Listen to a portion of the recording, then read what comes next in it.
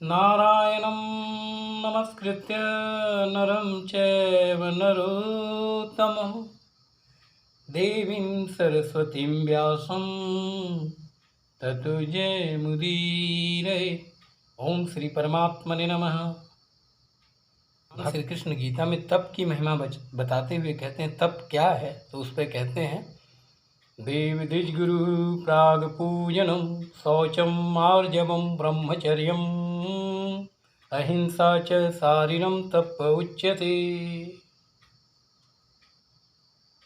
अर्थात देवता, ब्राह्मण, गुरु, ज्ञानी जनों का पूजन, पवित्रता, सरलता, ब्रह्मचर्य और अहिंसा ये शरीर संबंधी तप कहे जाते हैं और तप से व्यक्तित्व निखर करके सामने आता है।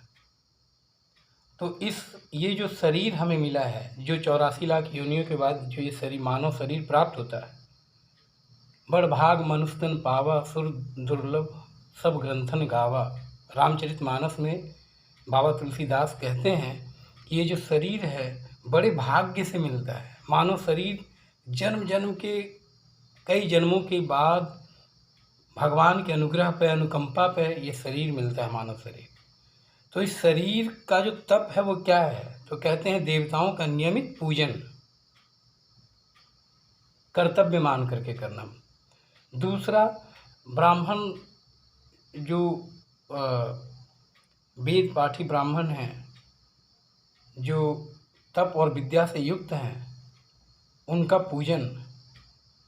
गुरु का पूजन, गुरु यहाँ सद्गुरु भी हैं और जिनसे भी जो विद्या प्राप्त हम करते हैं वो भी गुरु स्वरूप ही हैं। तो गुरु का पूजन और ज्ञानी जनों का पूजन। ज्ञानी जनों में, प्राग जनों में सभी आ जाते हैं।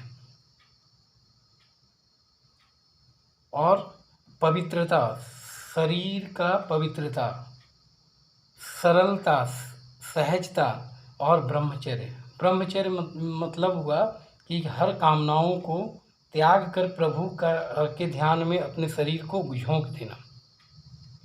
और अहिंसा, मन क्रम वचन से किसी को आपकी वाणी से या आपके शरीर से किसी की भी हिंसा न हो। यहाँ पर सिर्फ शरीर की बात हो रही है कि आपके शरीर से क्या होना चाहिए, निष्काम रूप से देवताओं का पूजन, ब्राह्मण का पूजन, सद्गुरु का पूजन, ज्ञानी जनों का पूजन, पवित्रता, सरलता, शरीर की पवित्रता और सरलता और तपस्या के लिए ब्रह्मचर्य का पालन और अहिंसा, ये शरीर संबंधित तप कहे जाते हैं। फिर भगवान कहते हैं अनुदेय करम वाक्यम सत्यम प्रिय हितम च यत् स्वाध्याय अभ्यासनम चैव वाङ्मयम तप उच्यते। वाणी संबंधी तप क्या है? आज से पहले प्राचीन काल में अब से लेकर आज तक आप जो भी देखिए, सारे अनर्थ वाणी से होते हैं। शब्द निकल गए तीर की तरह, उसको वापस नहीं लिया जा सकता। तो भगवान यहाँ कहते हैं जो उद्वेग न करने वाला मीठी वाणी है, जो कानों को प्रिय लगता है और जो सत्य है, प्रिय, हितकारक एवं यथार्थ भाषण है। गलत है तो वो कड़वा लगता है, कोई दिक्कत नहीं है, गलत को गलत कहने में कोई बुराई नहीं है, पर उद्वेग न करने वाला हो, प्रिय, हितकारक एवं यथार्थ भाषण है। तथा जो वेद शास्त्रों के पठन का एवं परमेश्वर के नाम जप का अभ्यास है। जिह्वा पे सदैव भगवान का नाम रहना चाहिए। रामचरितमानस में नाम जप की महिमा का वर्णन है ही कि भगवान से बड़ा भगवान का नाम है। जब हम नाम जप करते हैं तो भगवान का साक्षात्कार धीरे धीरे सहज होने लगता है। नाम जप में सबका अधिकार है और वो किसी भी दशा में किया जा सकता है। उसमें शुद्धिकरण का भी कोई ऐसा नहीं कि नहा धो करके बैठें तभी करें। हर हाल में मन में नाम जप चलते रहना चाहिए। जीवा पे तो भगवान का नाम सदैव होना चाहिए। यही जो है वाणी संबंधी तप है। इससे क्या होता है, पहले शरीर तप गया, फिर वाणी तप गई, बाद में कहते हैं कि जो सबसे प्रमुख है वो है मन।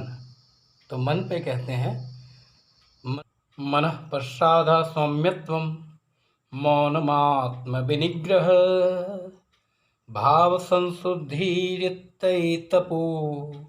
मानस्यम उच्यते। मन की प्रसन्नता, शांत भाव, सदैव भगवान का मन में चिंतन करने का स्वभाव, मन को के निग्रह का और अंतःकरण के भावों को भली भांति पवित्रता, इस प्रकार मन संबंधी तप कहा गया है। मतलब मन में सदैव परमेश्वर का साक्षी भाव होना चाहिए, भगवान का सदैव साक्षी भाव, मित्रवत। क्योंकि भगवान गीता में ही कहे हैं, उपद्रष्टानुमंता च भर्ता भोक्ता महेश्वरः परमात्मा चैति युक्त देहेऽस्मिन् स्थितः परः। उसमें वो कहते हैं कि मैं सबके हृदय में सर्वत्र पूरी सृष्टि को व्याप्त करते हुए अंश रूप में बैठा रहता हूँ। मतलब आप भगवान से विमुख हो सकते हैं, पर भगवान सदैव आपको पकड़े रहते हैं। तो आपके हर कार्य का वो साक्षी होते हैं, जो आप बोलते हैं, कहते हैं, सुनते हैं, करते हैं। पर प्रकृति में व्यक्ति उलझ करके भगवान से विमुख हो जाता है, और भगवान पहले ही कह चुके हैं, न आदते कश्चित् पापम न चैव कृतिम विभु अज्ञानेनावृतम ज्ञानम तेन मुहांति जन्तव। भगवान कहते हैं कि न मैं किसी के पाप का न मैं किसी के पाप का दंड देता हूँ, न मैं किसी के पुण्य का फल देता हूँ। वास्तव में व्यक्ति अपने कर्म के हिसाब से ही वो फलित होता है।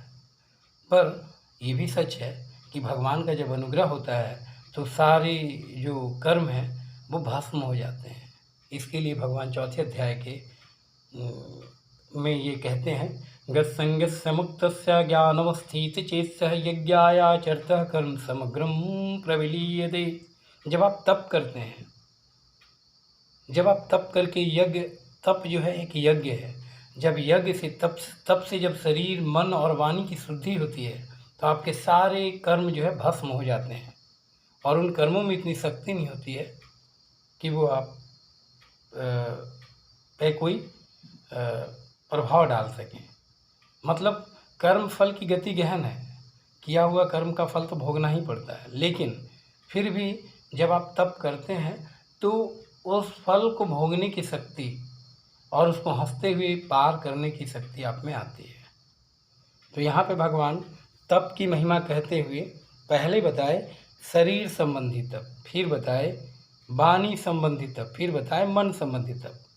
ज़्यादातर होता यही है कि शरीर से जो हम करते हैं और वाणी से जो हम बोलते हैं और मन से जो चिंतन करते हैं वही क्रिया करते हैं। तो भगवान यहाँ कहना चाहते हैं साधक को कि तपस्या वो नहीं है जो आज तक आपने शास्त्रों में पढ़ा। जैसे रावण बहुत बड़ा तपस्वी था,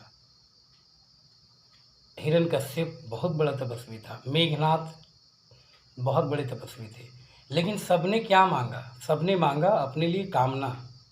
भगवान को किसी ने नहीं मांगा, सबने अपने लिए मांगा। उस वैसे तप से क्या होता है कि अहंकार की पुष्टि होती है। तो भगवान से मेघनाथ का आपको याद होगा कि भगवान ब्रह्मा जी जब आए तो बोला, प्रभु मुझे कोई मार न पाए। तो भगवान ने कहा, ब्रह्मा जी ने कहा कि जो व्यक्ति 14 वर्ष तक नहीं सोएगा और जो 14 वर्ष तक ब्रह्मचर्य का पालन करेगा, उसी व्यक्ति के हाथ से आप मारे जाओगे।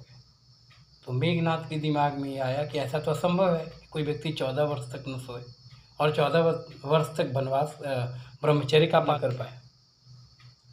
तो वो निश्चिंत हो गया। अब तप की कितनी भारी महिमा है देखिए। भगवान श्री राम को जब वनवास होता है 14 वर्ष का, तो लक्ष्मण उनके साथ होते हैं।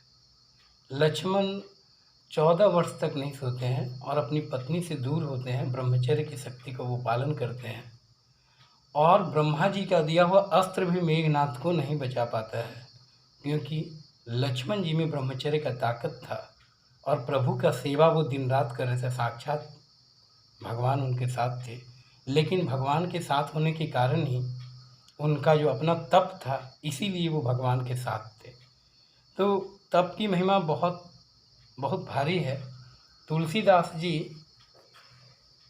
रामचरितमानस में तप की महिमा के बारे में कहते हैं, तप सुख प्रद दुख दोष नसावा, तपवल रचई प्रपंच विधाता, तपवल विष्णु सकल जग त्राता, तपवल शंभु करहि संघारा, तपवल से सुधरई में ही भारा, तप आधार सब सृष्टि भवानी, करहि जाई तपुअस जिय जानी।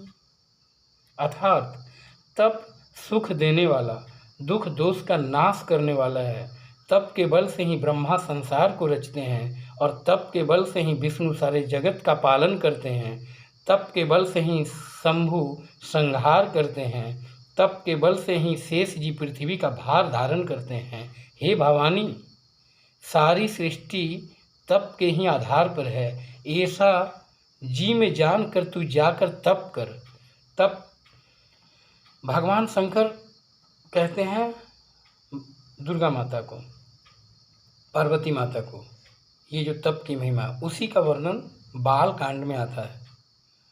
और आगे तो आपने पढ़ा ही है, सुना ही है कि तप के बारे में महर्षि पतंजलि ने अपने योग दर्शन के साधन पाद के पहले सूत्र में कहा है, तपः स्वाध्याय ईश्वर प्राणिधानानि क्रिया योग। अर्थात तप, स्वाध्याय और ईश्वर प्राणिधान यानी ईश्वर की शरणागति, ये तीनों क्रिया योग हैं, ये कर्म हैं।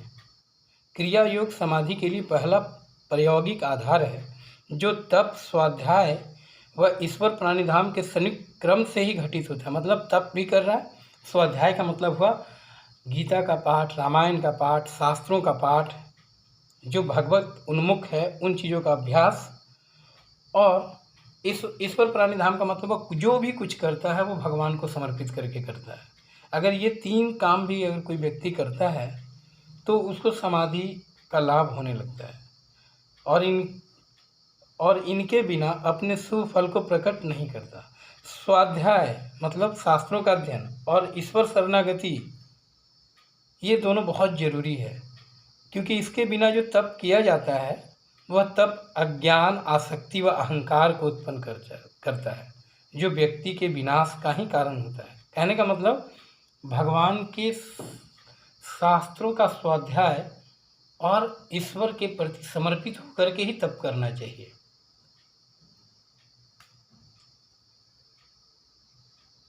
जबकि स्वाध्याय व ईश्वर प्राणिधाम के साथ किया जाने वाला तप सद्ज्ञान, सद्विवेक व वैराग्य को उत्पन्न करता है, जो उसे परम तत्व से जोड़ता है। उम्मीद करते हैं आपको ये तप की व्याख्या अच्छी लगी होगी।